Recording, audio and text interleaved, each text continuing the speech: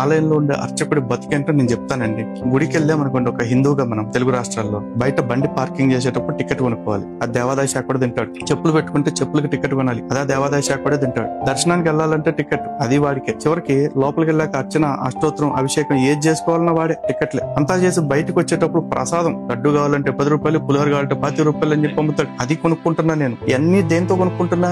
నా జేబులో ట్యాక్స్ కట్టేసిన డబ్బులతోటి ఈ దేశంలో అందరూ ఫ్రీగా అనుభవించే మత స్వేచ్ఛని నేను ఇన్ని చోట్ల డబ్బులు పెట్టి కొనుక్కుంటున్నా. అందరికీ మత స్వేచ్ఛ ఉంది, నా మత స్వేచ్ఛని నేను ఇన్ని రకాల డబ్బులు పెట్టి కొనుక్కుంటున్నా. ఇన్ని రకాల డబ్బులు పెట్టి కొనుక్కున్న నేను నా కోసం, నా క్షేమం కోసం, నా దేశ క్షేమం కోసం గొంతు చెంచుకుని గంట సేపు అష్టోత్తరం అభిషేకం చేసిన అర్చక స్వామికి నా జేబులో మిగిలిపోయిన నా సొంత డబ్బులు ఒక 100 రూపాయలు తీసి అర్చకుడి చేతిలోనో లేకపోతే ఆయన ముందున్న ప్లేట్ లోనో పెడతానంటే తాటి అంత అక్షరాలతో బోర్డు పెడతాడు, కానుకలన్నీ గుండీల్లోనే వెయ్యాలి, ప్లేట్ లో వేయరాదు అని చెప్పేసి. ఇది అర్చకుడు బతుకు. నా కానుకలు, నా డబ్బులు నేను ప్లేట్ లో కాదు తీసుకెళ్లి అవసరం థియేటర్ వేసుకుంటా. అక్కడ హుండీలో వేయమంటున్నావు, హుండీలో కాదు తీసుకెళ్లి చెత్త కుండీలు వేసుకుంటాను. నా డబ్బు, నువ్వెవడో నా డబ్బుని కంట్రోల్ చేయడానికి. నీకు కావాల్సినవన్నీ నేను కట్టేశాక